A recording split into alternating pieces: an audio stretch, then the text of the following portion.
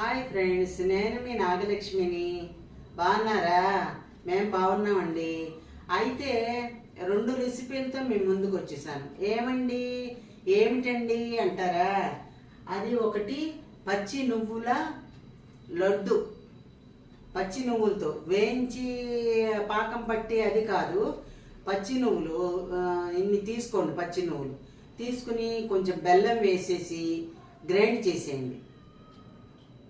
నువ్వుల్లో బెల్లం వేసేసి గ్రైండ్ చేసేయండి. మెత్తగా సన్నగా తరుక్కోవాలి. బెల్లం తరుక్కుని దానిలో ఒక్కసారి గ్రైండ్ చేసేసి తీసేయండి.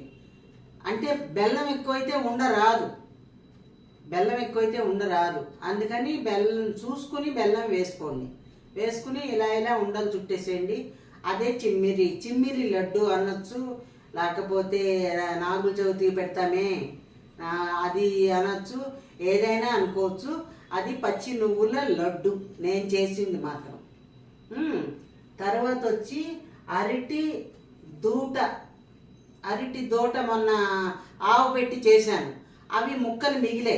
అవేం చేశాను, ఫ్రిడ్జ్లో పెట్టాను. ఉడకబెట్టిన ముక్కలే అవేం చేశాను, మళ్ళీ బూర్లు ముక్కుట్లో వేసి కాసి నీళ్లు పోసి పెసరపప్పు నానబెట్టి పెసరపప్పు వేశాను. వేసి కొంచెం ఉడికాక అవి తీసుకొచ్చి నీళ్ళన్నీ ఎగిరిపోయాక తిరగమాత వేయాలి అంతే. దాంట్లో కూడా పచ్చిమిరపకాయలు, ఎండుమిరపకాయలు, శనగపప్పు, మినప్పప్పు, ఆవాలు, జీలకర్ర, కరివేపాకు అన్నీ వేసేసి తిరగమాత వేయాలి అంతే. అరటి దూట పెసరపప్పు పొడి కూర అన్నమాట. రైట్. నచ్చితే లైక్ చేయండి, కామెంట్ చేయండి, సబ్స్క్రైబ్ చేసుకోండి. చివరి వరకు వీడియో చూడండి. మీకు 2 రెసిపీలు తెలియాలి కదా, అందుకని చివరి వరకు వీడియో చూడండి. నచ్చితే చేసుకోండి. Bye bye.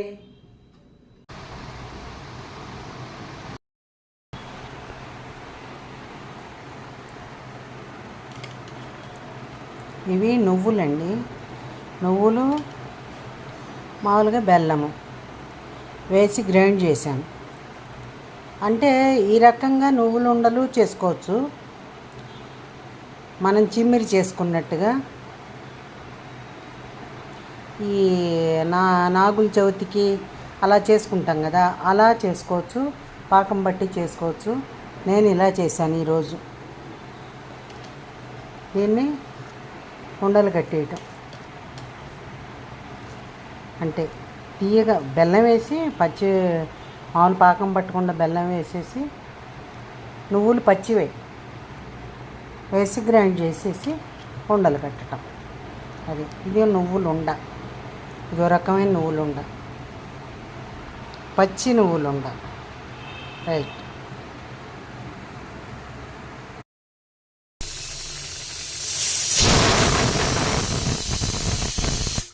వీటిల్లో పీచు తీసి చేయడమే ఇదంతా పెద్ద ప్రాసెస్. ఇదేముంది, ఉడకబెట్టి తిరగమాత వేసుకోవడమేగా, మిగతా పైదంతాను. అది చూడండి, చూసారా? పెసరపప్పు దూట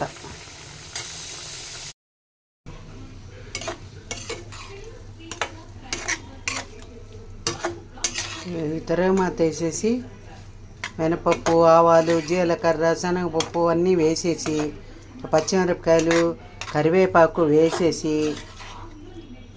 ఈ పప్పుతో ఉడకబెట్టాను కదా దూట, ఆ పప్పు ఇది కలిపి ఉడకబెట్టాను. దూట పప్పు కలిపి ఉడకబెట్టాను.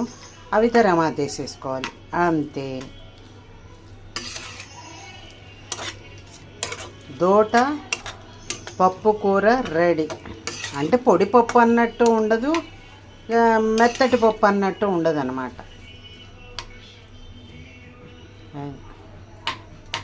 ఇందులో రుచులు తక్కువ ఉన్నప్పటికీ మనకి ఆరోగ్యానికి మంచిదని మనం వాడుతున్నాం. ఆ రుచి లేదు కదండి, ఎక్కువ రుచి లేదు కదండి అంటే ఆవు పెట్టిన కూరకు కొంచెం రుచి వస్తుంది. ఈ పొడి కూరలకి రుచి రాదు. అయినా మనం ఆరోగ్యానికి మంచిదని వాడుకుంటున్నాం. సరేనా? నచ్చితే లైక్ చేయండి, కామెంట్ చేయండి, సబ్స్క్రైబ్ చేసుకోండి.